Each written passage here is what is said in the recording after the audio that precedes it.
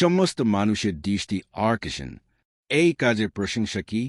1000 বছর পূর্বে আমাদের প্রিয় নবী যে কাজটা করেছিল, একদল সাহাবী নিয়ে করেছিল। করার পর যখন পৃথিবী থেকে চলে গেল, তারপর সেই দেশের মানুষ দামি হয়ে গেল, সেই দেশ দামি হয়ে গেল, সেই দেশের সবকিছুই দামি হয়ে গেল।